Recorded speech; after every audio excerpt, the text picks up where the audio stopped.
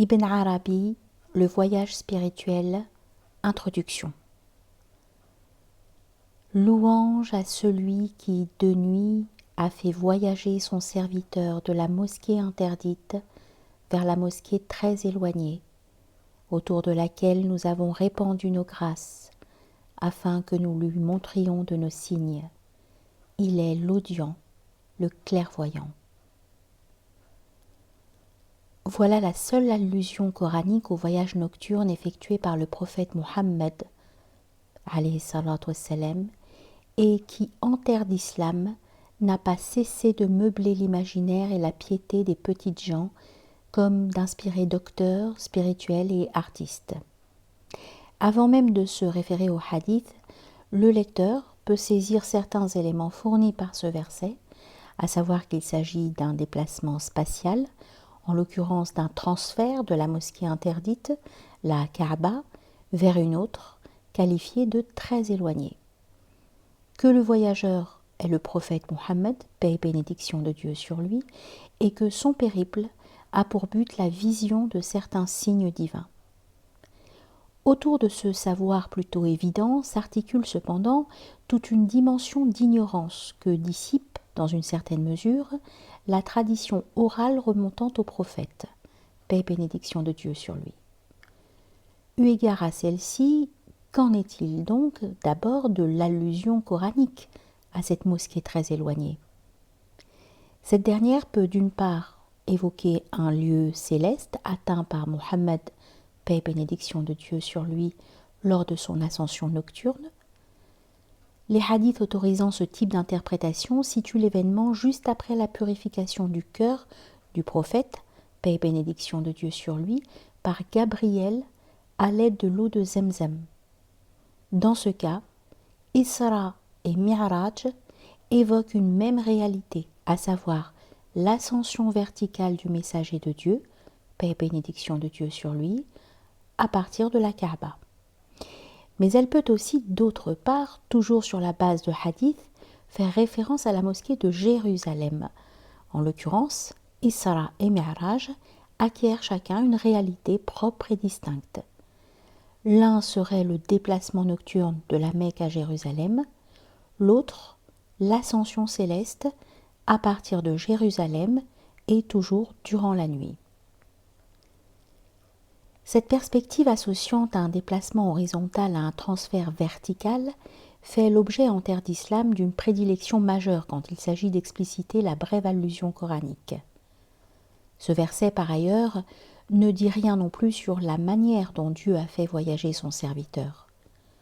Selon la plupart des hadiths, c'est El-Buraq, une monture fantastique située entre l'âne et le mulet et dotée d'une rapidité exceptionnelle, qui, guidé par Gabriel, apparaît comme le moyen par lequel le prophète alayhi salatu wassalam voyagea et fut élevé au ciel. Certains hadiths, cependant, disent simplement que Muhammad fut élevé au ciel en compagnie de Gabriel, alayhi salam. D'autres encore parlent d'une échelle, Mi'raj, superbe, qu'on amena au prophète, alayhi salatu wassalam, lorsqu'il fut à Jérusalem. Quant aux signes divins, que permet d'entrevoir la tradition? Celle-ci offre une topographie des mondes spirituels à travers lesquels a eu lieu l'ascension du messager de Dieu, alayhi salatu wassalam, et qui aboutit à la présence de la lumière divine. Cette vision culminante est d'ailleurs évoquée par certains versets coraniques qui en attestent l'authenticité. Ce corpus de la tradition constitua durant des siècles, et constitue toujours, la source où puiser les différentes significations à octroyer aux brèves allusions coraniques concernant l'événement de l'Isra. Quelque valides que soient ces explicitations, elles ne demeuraient et ne demeurent pour certains, si on se contente de l'illusion de savoir que génère toute élaboration purement structurelle, qu'une approche formelle, certes indispensable, mais exsangue, et à laquelle ne peut redonner vie qu'une réelle gustation, dhaouq, de ce qu'est un voyage nocturne.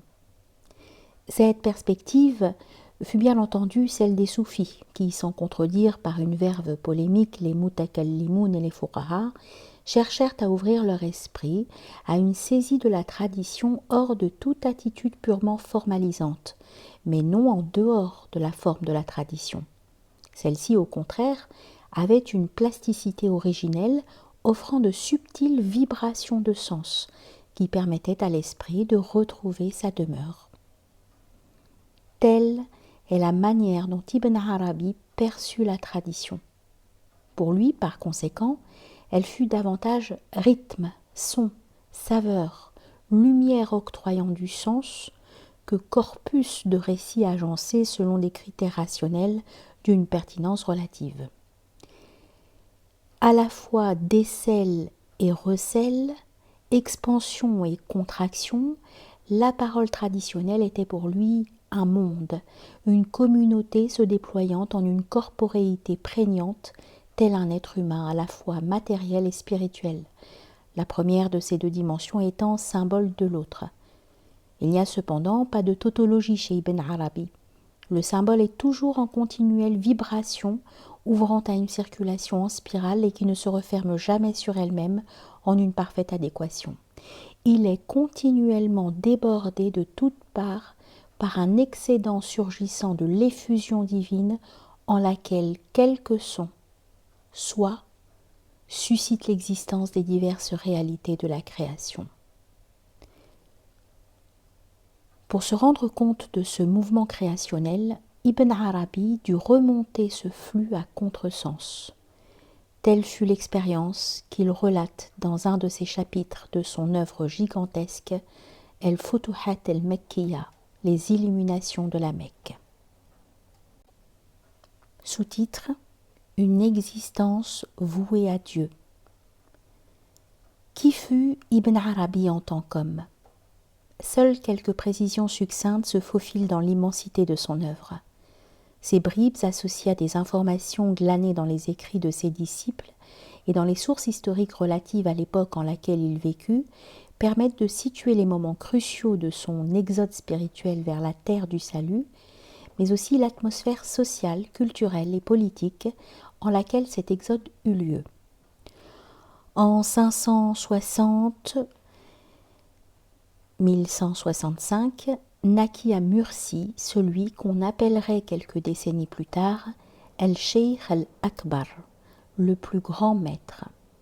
À ce moment-là, le sud de l'Espagne faisait à nouveau bloc depuis moins d'un siècle contre les tentatives de reconquête chrétienne. Cette nouvelle unité, après celle du califat de Cordoue brisée en 430, soit 1031, fut réalisée dans une large mesure aux environs de la fin du XIe siècle par les Almoravides, appelés à la rescousse par les Reis de Taïfas, auxquels Alphonse VI, roi de Castille, de Léon et de Galice, un des protagonistes de la Reconquista, mena la vie dure. Elle fut ensuite prolongée de 555, soit 1160, à 608, soit 1212, par les Almohades, lesquels profitèrent de la faiblesse des Almoravides, attendu que ceux-ci devaient faire face d'une part aux assauts de ceux-là qui les avaient déjà chassés du Maghreb, d'autre part aux assauts chrétiens, pour progressivement les supplanter en Espagne aussi. Murcie, à cette époque, était le dernier bastion pro-almoravide, refusant, sous la conduite du roi Ibn Mardanish, l'annexion de l'Espagne musulmane par les Almohades. Elle fut, partant, assiégée par ces derniers, mais ne céda que 8 années plus tard, probablement par suite de la mort d'Ibn Mardanish, lequel devait jouer le rôle de catalyseur dans l'attitude hostile vis-à-vis des Almohades. Toujours est-il que, sous le nouveau pouvoir, le père d'Ibn Arabi continua à occuper un poste de haut dignitaire, non plus à Murcie cependant, mais à Séville, devenu le siège de la cour des nouveaux monarques de l'Andalousie. Ibn Arabi et sa famille, par conséquent, allèrent s'y installer en 508, soit 1173.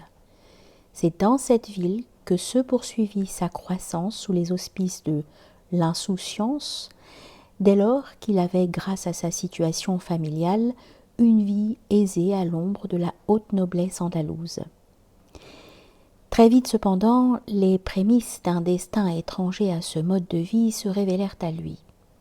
En effet, aux environs de 572, soit 1177, alors qu'il était âgé d'une douzaine d'années et alité pour cause de maladie, il fit en rêve une expérience psychique qui le bouleversa intensément, dans la mesure où il ne put jamais par la suite se laisser vraiment aller corps et âme à la oisiveté distraite de la cour. Étant donné que Séville était un centre intellectuel bouillonnant où artistes, philosophes, littérateurs, théologiens et mystiques se côtoyaient en un grand esprit de tolérance, Ibn Arabi eut sans nul doute, vu sa situation privilégiée, une éducation littéraire et religieuse soignée, réalisée probablement à domicile par des précepteurs, comme c'était souvent le cas pour les enfants de bonne famille.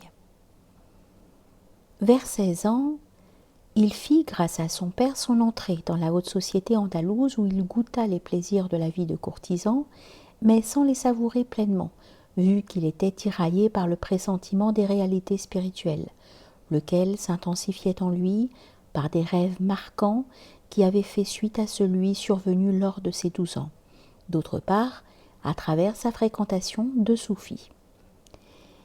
Il étudia en effet le Coran auprès d'un de ceux-ci, qu'il considéra sa vie durant d'un œil bienveillant et admiratif. 3 de ses oncles, par ailleurs, étaient soufis. Ce milieu de la mystique, selon toute probabilité, le marqua et l'ébranla par les questions touchant aux profondeurs de l'âme qu'il suscita en lui. Aussi, Ibn Arabi, tant par ses visions durant le sommeil que par la présence discrète de soufis autour de lui, fut-il amené au moment de la conversion, qui, selon lui, fut surtout dû à un grand événement, lequel sonna le glas d'une existence insouciante. D'après le récit d'un de ses disciples, source la plus crédible, nous pouvons, dans une certaine mesure, savoir de quel type de vision il s'agissait, puisqu'il relate ce que Ibn Arabi lui a probablement raconté, à savoir l'expérience d'une illumination bouleversante survenue lors d'une retraite, effectuée très vraisemblablement pour clarifier certaines tensions présentes en son âme. Il sut donc très vite ce qu'était l'enjeu de la spiritualité.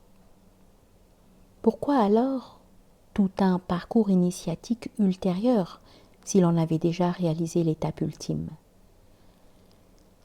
Si l'on se réfère à sa Risalat al-Anwar, l'épître des Lumières, le pourquoi s'éclaire. Il y souligne en effet que l'obtention d'une illumination prématurée sans une réelle pratique initiatique ne suscite pas, sauf cas exceptionnel, la virilité spirituelle.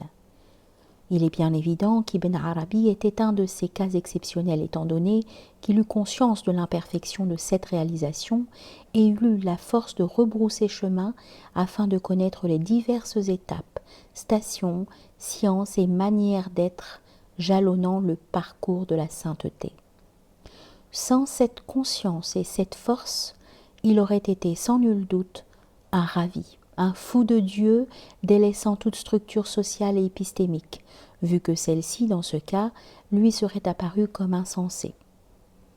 Ibn Arabi débuta donc son cheminement spirituel aux alentours de 578, soit 1182, en décidant d'approfondir sa connaissance du Coran et du Hadith.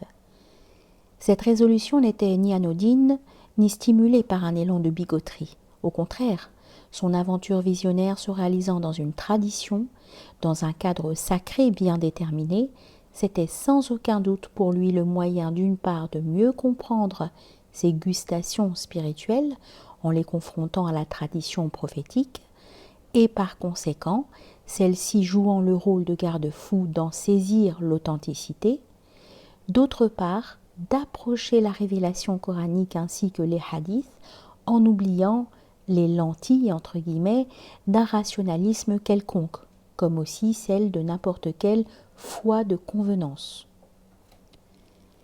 Grâce à de fulgurantes ouvertures spirituelles, il entreprit donc la mise en déroute, sans heurts et dans la plus grande sérénité, de toute idéologie insensible à la légèreté parfumée des sens spirituels, étant donné la lourdeur de ses significations dogmatiques. À cette époque, Ibn Arabi n'était pas encore attaché, historiquement parlant, à un maître spirituel, mais ces extases visionnaires palliaient cela, dès lors qu'elles étaient une source d'enseignement permettant de progresser à travers les réalités plurielles de l'âme. Cependant, comme toute expérience mystique, le cheminement d'Ibn Arabi dut faire face à une stagnation, à une nuit obscure, où la voix de Dieu ne retentit plus, de laquelle il sortit grâce à une vision. Nous le citons. Sache que Dieu nous a soutenus. Ce fut par l'Esprit pur. Certes, ce rappel venant de Dieu puissant et fort était pour nous. Lorsque Dieu le Très-Haut nous appela à lui, nous répondîmes à son appel un certain temps. Puis un délaissement survint. C'est un délaissement connu dans la voie des gens de Dieu. Personne à l'intérieur de la voie n'y échappe. Lorsque le délaissement advient, soit qu'un retour à l'état initial de l'adoration et de l'effort le suit, c'est le cas des gens de la sollicitude divine, desquels le Dieu puissant et fort prend soin, soit que le délaissement, pour d'autres, persiste. Ceux-là ne réussiront jamais. Lorsque le délaissement nous toucha et eut pouvoir sur nous, nous vîmes le réel dans une vision, et ce verset me fut récité. C'est lui qui envoie les vents annonciateurs de sa miséricorde. Quand ils sont chargés d'une lourde nuée, nous la dirigeons en faveur d'un pays mort, puis nous y faisons descendre de l'eau. Sourate 7, verset 57. Le verset suivant dit « Et l'excellent pays, sa végétation sort par la permission de son Seigneur. » Sourate 7, verset 58. Je compris que j'étais désigné par ces versets, et je dis, il signale par ce qu'il nous a raconté le premier succès grâce auquel Dieu nous guida sous la protection de Jésus, Moïse et Mohammed, que la paix soit sur eux. Fin de citation. Ces quelques lignes décrivent la courbe sinusoïdale des premières périodes du cheminement d'Ibn Arabi à l'intérieur du monde de l'âme. En effet, après une phase d'effort constant et vigilant focalisé sur la méditation d'un passage coranique, est survenu un moment de délaissement, lequel est présenté comme étant propre à tout itinérant vers la lumière divine. Le délaissement peut se comprendre comme l'effet d'une amplification de la perplexité par laquelle l'âme se purifie de toute attache obnubilante. Cependant, cela n'est compris comme étant une purification qu'a posteriori. Sur le moment même, seul s'exhibe un état de découragement faisant suite à une dynamique déstabilisatrice qui a pour corollaire le sentiment que Dieu a abandonné sa créature. Or l'homme n'est pas abandonné, mais simplement mis en demeure, par l'alchimie de cette nuit obscure, de s'ouvrir à d'autres formes de manifestations divines. Cette déstabilisation suscitant le découragement est donc plutôt qu'une régression, un approfondissement de l'expérience intérieure, puisque le voyageur est arrivé à son insu au seuil d'un nouveau climat de l'âme.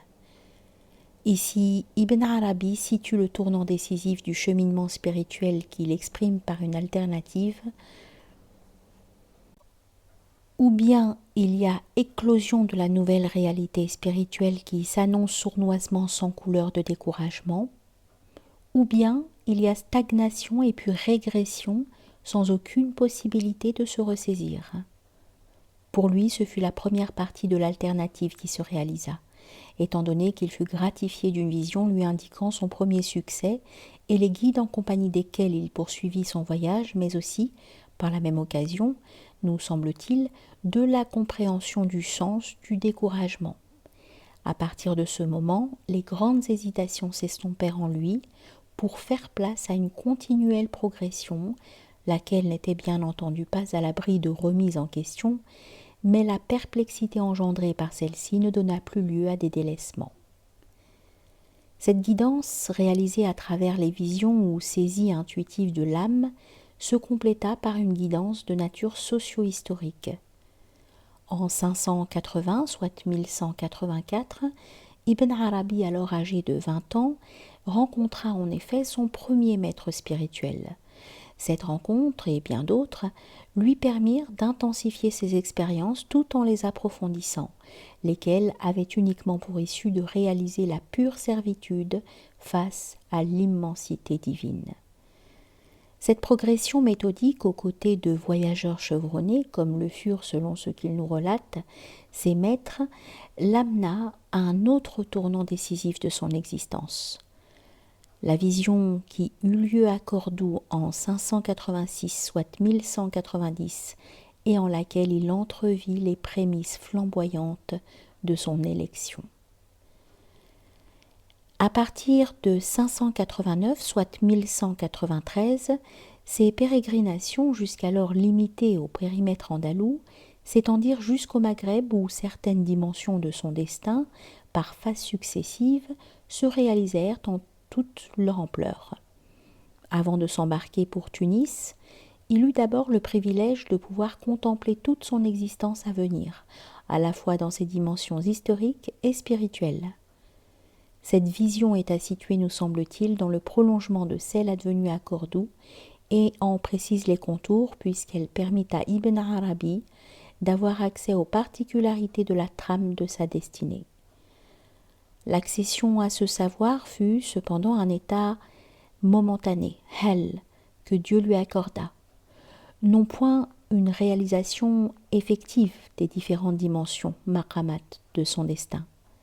Ce hel était donc une manière de stimuler davantage et avec plus de perspicacité l'orientation, dès lors qu'Ibn Arabi était plus conscient des particularités de la réalité qui l'animait. Arrivé à Tunis en 590, soit 1194, cette réalité se fit entendre en un son plus précis encore, un son caractérisant plus finement la tonalité du rythme akbarien.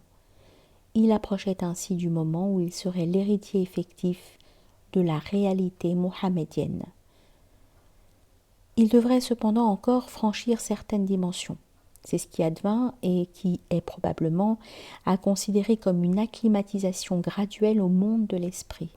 Il dut en effet approfondir d'abord sa reconnaissance du monde de l'âme avant de pouvoir avoir accès en 594, soit 1198, alors qu'il était à Fès, au monde de l'esprit, lors de son voyage nocturne. Isra. Cette accession n'était toutefois qu'une incursion timide, qui attendait de pouvoir se déployer davantage. Ceci arriva plus tard, d'abord en 597, soit en 1201, avec son entrée dans le lieu de la proximité, Maqam el-Qurba, alors qu'il était à Ijissal, au Maroc, et qu'il se dirigeait vers l'Orient, abandonnant l'Andalousie et le Maghreb. Puis en 599, soit en 1203, lorsqu'il fut investi finalement à la Mecque de l'héritage mohammedien et qu'il sut en être le sceau, cela tandis qu'il continuait à se diriger vers l'Orient après être passé par le Caire, Jérusalem et Médine. Il lui fallut donc 13 ans pour réaliser la dimension cruciale de la trame de sa destinée, depuis le moment où, à Cordoue, il en eut le pressentiment. 13 années, sans compter celle de sa jeunesse, où, assoiffé de vérité, il faisait de longues retraites pour que sa conscience se déploie jusqu'aux confins de son royaume, à savoir là où Dieu se résorbe en un silence absolu. Le prix de la découverte de sa réelle demeure fut un long exercice de patience et d'abnégation, parfumé par la grâce divine. Entre 599, soit 1203, et 620, soit 1223, Ibn Arabi se rendit dans diverses villes du Proche et du Moyen-Orient, conseillant celui qui voulait l'écouter. Ce n'est qu'en 620, soit en 1223, qu'il s'installa définitivement à Damas, passant son temps à écrire et à aider le nombre toujours croissant de ses disciples à cheminer à travers les réalités de l'âme et de l'esprit. Cela jusqu'en 638, soit 1240, année en laquelle il mourut. Sous-titre : Une œuvre visionnaire. En ce qui concerne proprement l'œuvre d'Ibn Arabi, la période se situant entre 599, soit 1203, et 636, soit 1238, est absolument capitale. Parmi de nombreux ouvrages, deux œuvres maîtresses virent alors le jour, le Fusus al-Hikam, les gemmes de la sagesse, et El-Futuhat al-Mekkiya.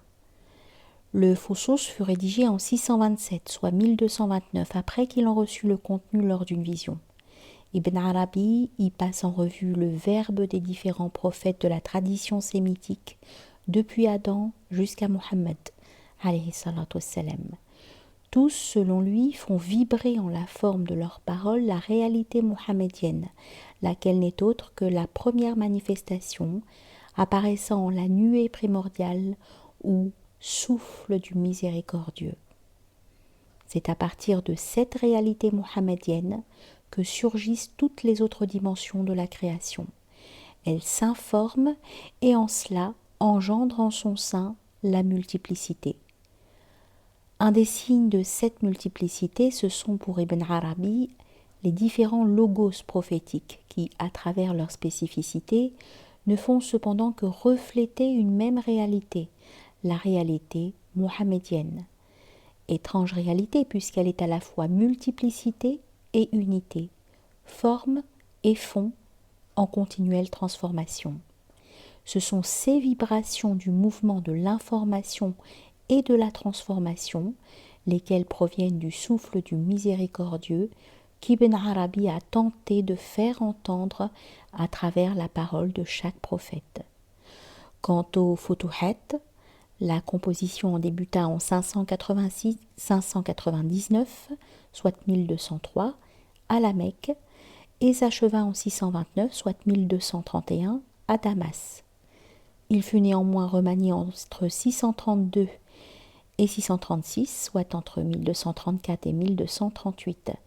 Dans ces 560 chapitres répartis en 6 sections, Ibn Arabi évoque les différentes formes telles que les connaissances, les comportements, les états spirituels, les demeures spirituelles, les munazalat, rencontres à mi-chemin, les stations spirituelles par lesquelles et en lesquelles la réalité mohammedienne prend une certaine coloration et une certaine disposition, indiquant par là même à l'itinérant la manière dont se délimite la voie, conduisant vers ce qui est au-delà de toute station, de toute science, de tout état, et qui n'est autre que la perplexité, hayra, de la réalité mohammedienne. La manière dont ce livre vit le jour mérite de retenir l'attention. Tout comme le Fusus, c'est en effet lors d'une vision qu'Ibn Arabi en aurait élaboré la trame globale. Cet événement advint à la Mecque en 599, soit 1203, et se présente comme suit. Alors qu'il circumambulait autour de la Kaaba, il rencontra un jouvenceau, le parlant silencieux, celui qui n'est ni vivant ni mort, le composé simple, l'enveloppé enveloppant, accomplissant des tournées rituelles autour du temple. Ibn Arabi reconnut alors la réalité de cet être et sut qu'il était apparu pour lui confirmer certains signes divins sous forme de symboles.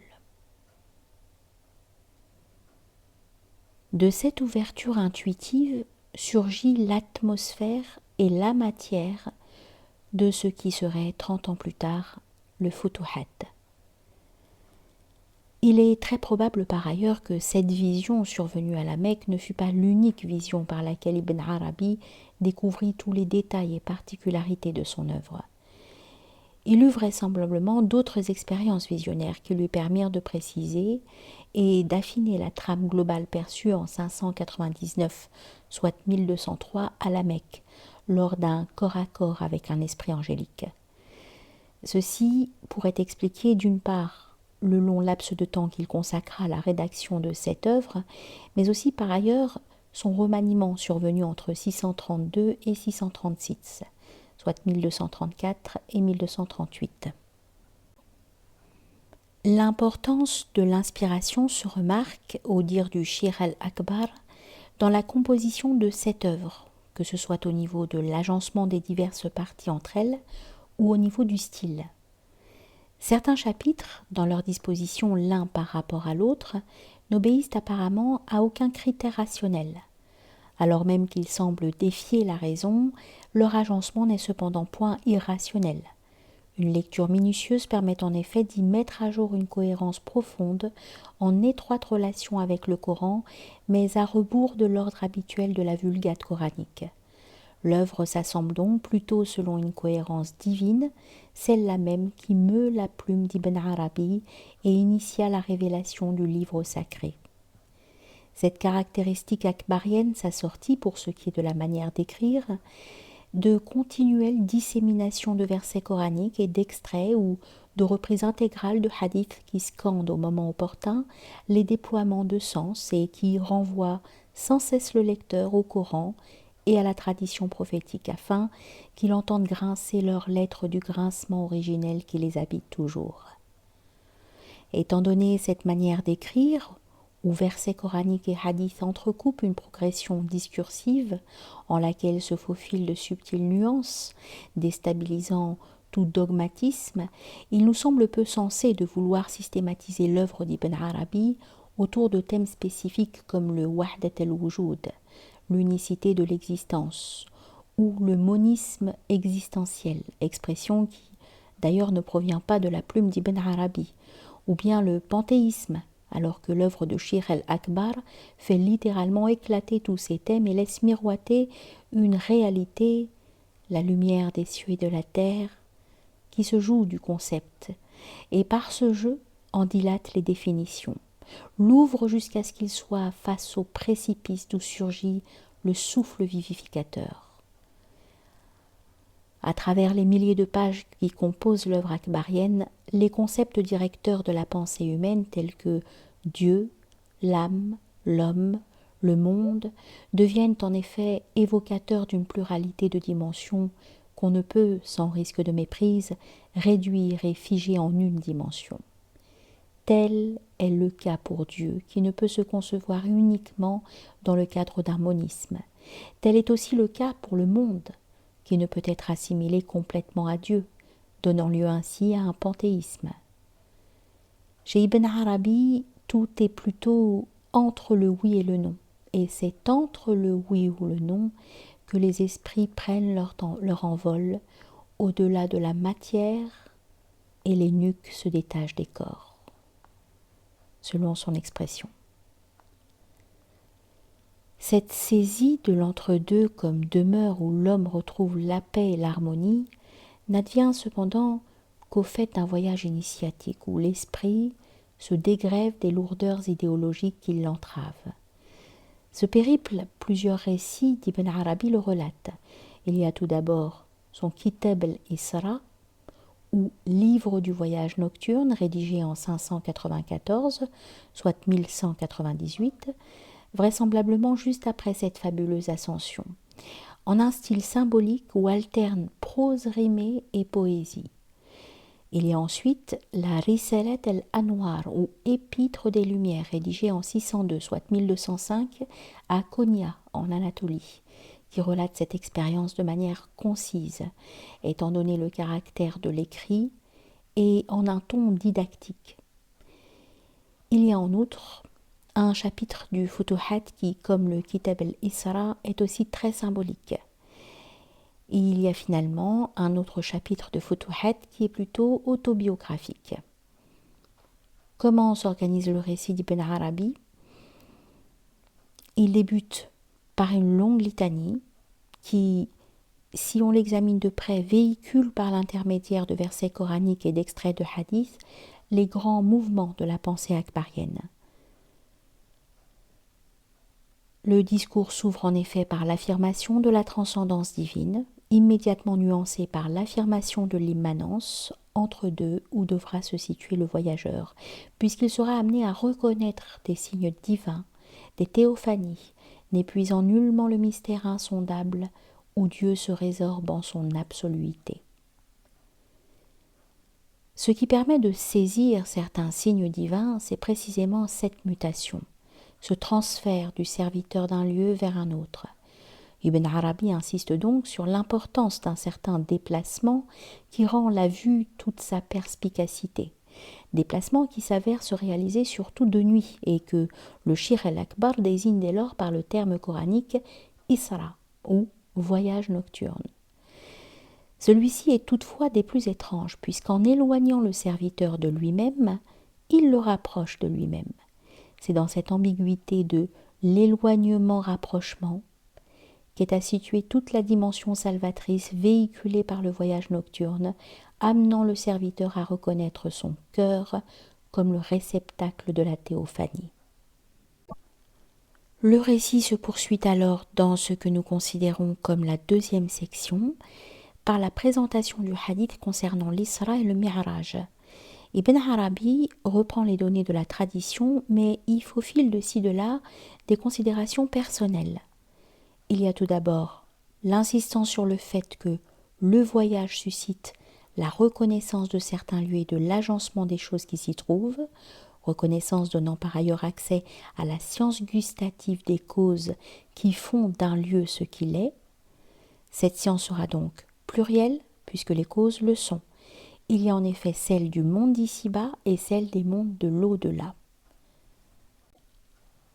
Un passage qui met la chose en évidence est celui où Muhammad, alayhi salatu wassalam, attache le buraq à un anneau. Ibn Arabi précise en quelques phrases que cette manière d'agir du prophète, alayhi salatu wassalam, était en accord avec sa science des causes régissant l'ici-bas et du respect qu'elles exigent, étant donné qu'elles sont en réalité des théophanies, se situant à une certaine dimension du réel. Le fait d'avoir accès à ce qui est considéré d'un certain point de vue comme le monde de l'invisible ne le dispensait nullement du respect dû au monde le plus communément visible. Il dut au contraire respecter toutes les dimensions de causalité constituant le tissu du réel, celle-là étant la manière par laquelle celui-ci s'informe et crée l'illusion en s'informant de l'effet dépendant d'une cause qui lui est extérieure. Ce point de vue dichotomique est pour Ibn Arabi un simulacre rationnel obnubilant la perception du flux créateur divin, lequel est à la fois, quelle que soit la dimension où il se cristallise, cause et effet œuvrant en cette dimension sans réel hiatus, si ce n'est pour la raison qui travaille par schématisation et non par gustation. Une autre considération advient lors de l'arrivée du prophète alayhi salatu wassalam au premier ciel. Ici, Ibn Arabi fait allusion à l'homme qui est en deux endroits en même temps tout en étant lui-même, pas un autre, et compare cela à la forme visible et aux formes visibilisées dans le miroir et dans les miroirs.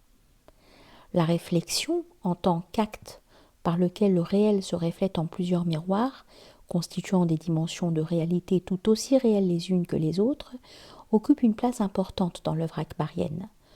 L'homme parfait vit en effet, comme Ibn Arabi aime à le souligner, à la fois dans ce que nous nommons l'ici-bas et l'au-delà, mais qui pour lui, étant donné que la dimension égotique ne le voile plus, ne sont que des reflets différents du réel. Pour l'homme parfait, il n'y a pas d'inférieur et de supérieur, d'ici-bas et de l'au-delà. Tout est reflet du réel, tout est reflet du réel, acquérant une certaine coloration en fonction de la dimension en laquelle son reflet se cristallise. Toute dichotomie rigide n'advient dès lors que par le fait d'être voilée à la réflexion divine, créant par son acte même de se réfléchir une multitude de dimensions où elle se reflète. Une troisième considération est celle présentant Jésus comme son premier maître, grâce auquel il est revenu vers la miséricorde divine et qui ne le néglige pas un seul instant. Comme d'autres passages autobiographiques l'attestent, Ibn Arabi a toujours eu des rencontres avec des êtres surnaturels qui faisaient office de guides, d'annonciateurs de bonnes nouvelles ou d'instructeurs. Une dernière considération touche la saisie de la création en tant que pluralité de spatio-temporalités en lesquelles apparaît le divin, saisie qui advint lors de la vision culminante où Dieu révéla au prophète alayhi salatu wassalam ce qui lui révéla. Cette révélation lui permit de voir ce qu'il savait, rien d'autre, et la forme de sa croyance ne changea pas. C'est ce qu'Ibn Arabi nous précise ici, comme il le fera lors de son arrivée au 6e ciel, que la forme de la croyance est quelque chose de fondamental. Seule varie la manière dont cette forme est perçue et vécue, et cette variation est fonction du degré de conscience de l'être humain. Ce que nous avons estimé être la 3e section reprend de manière plus discursive les dimensions importantes de l'Isra. Ibn Arabi précise d'abord la différence fondamentale entre le voyage nocturne des saints et celui du prophète, alayhi salatu wassalam. Les premiers voyagent à travers le monde spirituel uniquement par l'esprit, tandis que Muhammad, alayhi salatu wassalam, y a aussi voyagé corporellement. Cette caractéristique prophétique mise en évidence, le Cheikh al-Akbar poursuit en précisant que le voyage nocturne amène l'itinérant à être Dieu et non Dieu. Il se découvre être Dieu par le fait que la réalité divine qui l'habite se présente à lui par un nom divin qui le caractérise en propre. Cette reconnaissance ne le rend toutefois pas similaire à Dieu. Il n'y a pas d'adéquation chez Ibn Arabi entre Dieu et l'homme. Tout est dans un entrelac qui rapproche tout en maintenant éloigné. Il n'est donc pas Dieu car il reste créature, mais c'est une créature qui est manifestation divine. Cette reconnaissance est le point culminant du voyage nocturne, donnant accès à une variété de sensibilités spirituelles qui permettent de restituer la diversité et l'unité constituant toutes deux le tissu charnel du réel. Cet entrelac, le Cheikh al-Akbar ne le réserve pas uniquement à Dieu et à l'homme. Il y inclut aussi le monde, qu'il considère d'ailleurs comme un grand homme. Aussi l'entrelac est-il entre Dieu, l'homme et le monde, puisque l'homme et le monde sont à l'image de Dieu. C'est une image cependant qui ne les rend aucunement égaux en une adéquation parfaite, tels des termes interchangeables d'un raisonnement logique. L'égalité est au contraire vacillante par suite de l'inégalité qui l'habite. C'est d'ailleurs celle-ci qui, dans leur ressemblance, les rend spécifiques, leur attribue un caractère propre. Cette égalité-inégalité est dès lors le fondement à partir duquel et en lequel surgissent toutes les réalités. Toute immanence n'a en effet de réalité que par la transcendance qui l'excède et la suscite. C'est par conséquent dans l'égalité qu'est à situer la possibilité pour tout existant d'être assimilable à un autre existant, quel qu'il soit, et dans l'inégalité, le fait qu'il ne le peut pas, Dieu étant à la fois égalité et inégalité par suite de la multiplicité qui l'habite. L'homme est aussi égalité et inégalité à soi, au monde et à Dieu, puisqu'il est une théophanie. Mais par quoi adviennent cette égalité et cette inégalité? La réponse d'Ibn Arabi est par les noms divins qui sont ceux de la beauté, de la majesté. C'est par eux que Dieu se rend égal à ses créatures, étant donné que celles-ci sont des manifestations de noms divins, tout en leur demeurant inégales, puisqu'il se retient en son égalité absolue, incernable par ses noms. Il en va dès lors de même pour l'homme. Il est semblable à Dieu par la coloration du nom divin qui le caractérise en propre, tout en ne l'étant pas par le fait qu'il est une créature n'entrevoyant l'égalité au divin qu'en une réalité asymptotique, laquelle se répercute aussi dans l'égalité vis-à-vis des autres créatures. C'est dans cet espace infranchissable entre égalité et inégalité que s'offrent à l'homme des voies praticables où son esprit, par la douce brise parfumée du paradoxe, retrouve son chemin et finalement sa résidence. Voilà la réalité à laquelle l'itinérant doit faire face lors de son voyage nocturne. Cette reconnaissance intuitive exige toutefois l'abandon d'une structuration égotique, le voilant aux réalités divines se manifestant en lui et dans le monde. Son œuvre est dès lors de décomposer le nœud de croyance qui constitue sa personnalité pour se découvrir théophanie se réalisant par un nom divin qui, dans son universalité, a une coloration spécifique. D'autres itinérants pourront en effet se découvrir comme étant caractérisés par ce nom, mais n'auront jamais cette coloration. Cette reconnaissance accomplie, le voyage pourrait s'arrêter là.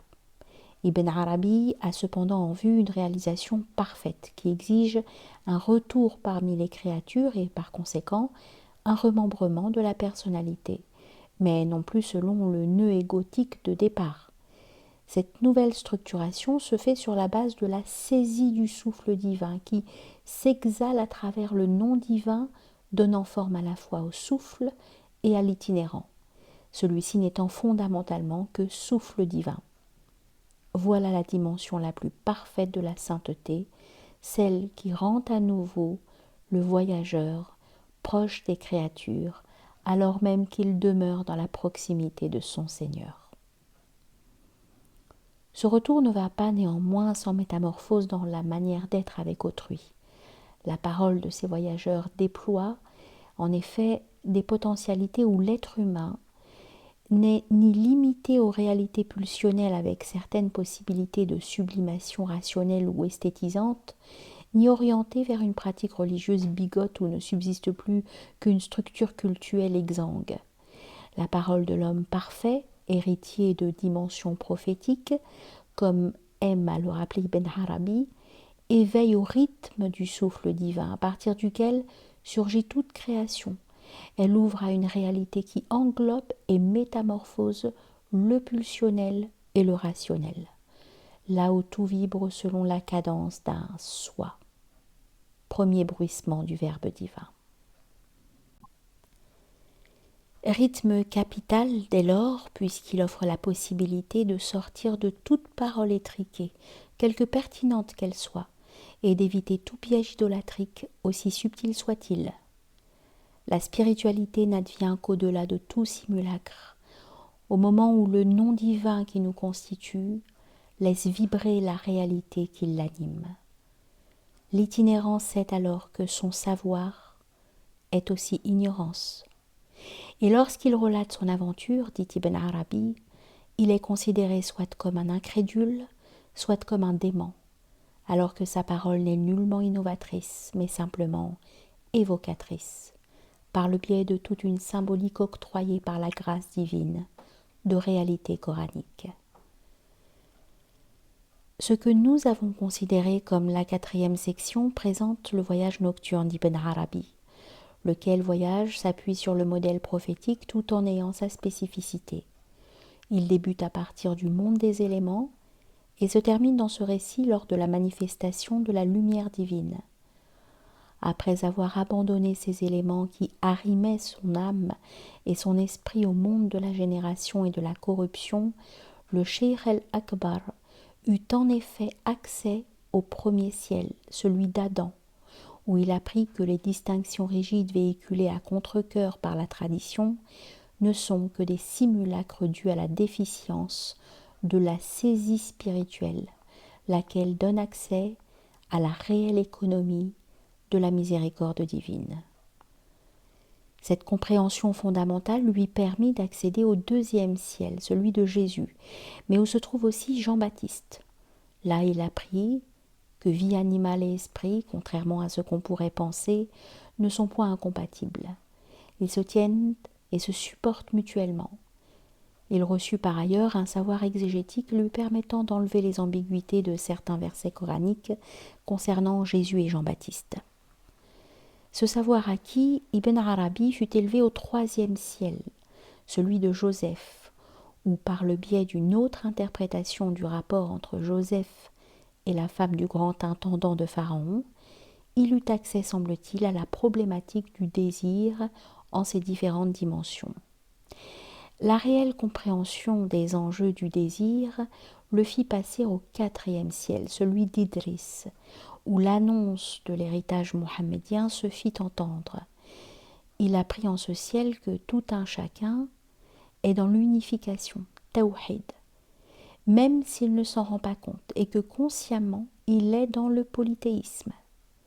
Pour remédier à cet état de conscience inconsciente, le discours prophétique invite à la formule du monothéisme, Kalimat at-Tawhid, qui a le pouvoir de réveiller pour celui qui la proclame avec une sincérité vigilante, l'unification qui gît au sein de toute conscience. La parole prophétique a ce pouvoir parce que, selon Ibn Arabi, l'esprit de tout prophète vit de manière consciente en l'unification. Rien ne vient perturber un lien, un pacte indéfectible sur lequel repose l'accord de tous les prophètes et à partir duquel ils appréhendent les diverses dimensions de la création. L'accession à ce savoir permet à Ibn Arabi d'être introduit au 5e ciel, celui d'Aaron, lequel lui précisa que la conscience de l'unification ne signifie pas l'anéantissement de l'existence. Cette manière de considérer les choses ne relève pas d'un savoir parfait, lequel implique une réelle reconnaissance du monde comme étant une théophanie. Cette précision lui donna accès au 6e ciel où réside Moïse. Celui-ci lui explicita davantage la dimension de l'unification en disant qu'œuvrer pour autrui, c'est œuvrer pour soi. Il y a donc entre soi et l'autre un lien indéfectible, englobant tout consensus d'ordre rationnel. Mais comment voir ce lien ? Par la mort, précise Moïse, car ce lien est Dieu, et Dieu ne peut être vu que lors de la mort. Celle-ci permet dès lors d'accéder au réel, puisqu'elle élimine toute perturbation égotique obnubilant la vue spirituelle du divin. La mort que Moïse présente à Ibn Arabi est toutefois la mort initiatique donnant accès aux réalités de l'au-delà, avant que n'ait lieu la mort physique, science à laquelle l'humain ne peut cependant accéder que par la grâce divine, en réponse à, et Moïse y insiste, une concentration sur Dieu sans que rien ne vienne troubler cette mise en disposition.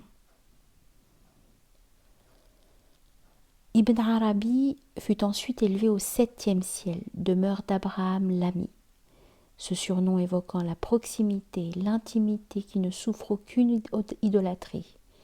Abraham en effet brisa les idoles, étant donné qu'elles ne pouvaient faire face aux arguments de l'amitié divine. Cette saisie de l'idolâtrie comme la prison de l'esprit de l'homme permit au Shir el-Akbar d'avoir accès à la maison peuplée où se trouvait son cœur, auquel le réel se manifesta en 70 000 voiles de lumière et de ténèbres, et est arrivé finalement au buisson de l'aboutissement où il fut littéralement enveloppé de la lumière divine. Il réalisa la station mohammedienne et partant en reçut l'héritage qui lui était dû. Il sut par ailleurs ce qu'il en était du voyage nocturne, à savoir une découverte de soi allant au-delà de la sphère de l'ego, comme résultat de l'institution en laquelle tout être humain est inséré pour atteindre la lumière divine. Et de cette lumière découla, en tant que don, tout un ensemble de sciences. Sous-titre : La demeure de la 5e confiance. Dès le titre même du texte relatant son ascension, Ibn Arabi confronte le lecteur à une énigme en évoquant, sans plus de précision, une 5e demeure de la confiance en Dieu. On a beau chercher en tous les sens, si on ne dispose pas des clés permettant d'avoir accès à la compréhension de telles allusions, le texte demeure lettre morte.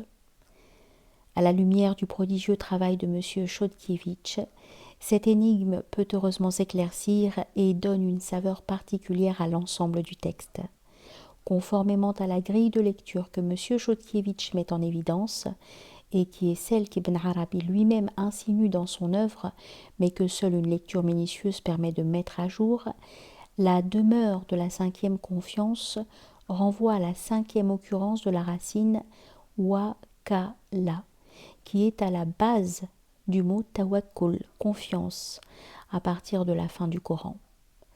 Si l'on remonte en effet dans les sourates du Coran et que l'on s'arrête sur le mot wakil, le digne de confiance, un des beaux noms divins, représente la 5e occurrence de la racine wakala. Cette grille de lecture explique donc pourquoi Ibn Arabi parle de demeure de la 5e confiance. Si par ailleurs on parcourt l'ensemble de la sourate 17, on constate que le terme wakil y apparaît 5 fois, à savoir au verset 2, 54, 65, 68 et 86. Au verset 2 et 65, le terme désigne Dieu. Au verset 54, Muhammad, alayhi salatu salam. Au verset 68, tout ce en quoi on peut avoir confiance.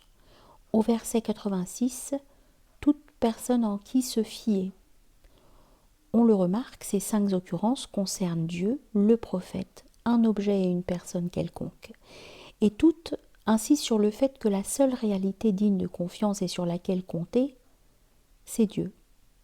Ces 5 versets sont catégoriques et Ibn Arabi n'a fait qu'expérimenter cet impératif incontournable qui s'est manifesté à lui en sa splendeur au moment où il a atteint le point culminant de son ascension spirituelle. Ce moment fut crucial, car il sentit que la seule guidance digne de foi, le seul appui digne de confiance, ce n'est qu'en Dieu qu'on le trouve.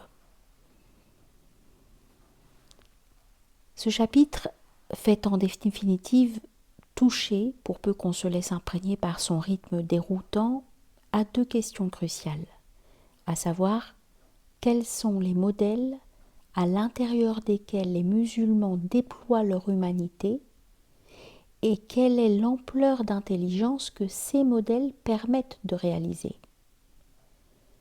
Pour Ibn Arabi, cette ampleur, ainsi que le montre son œuvre, se répand dans le divin, non plus considéré comme idée a priori de laquelle aucune expérience n'est possible, mais comme excès ouvrant à une impossibilité irrémédiable de cerner le réel en une parfaite adéquation.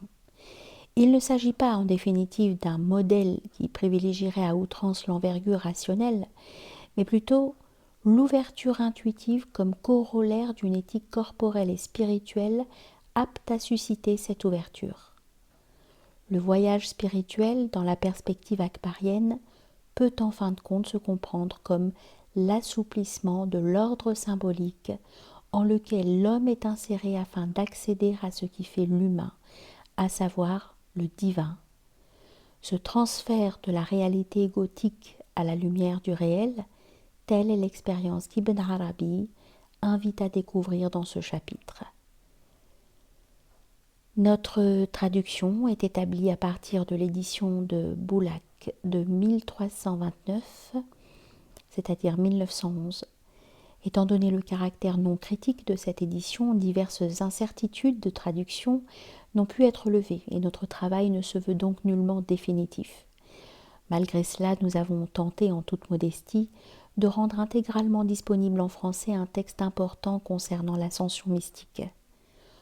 Par souci de clarté, nous avons introduit des divisions dans notre traduction ainsi que des titres et des sous-titres.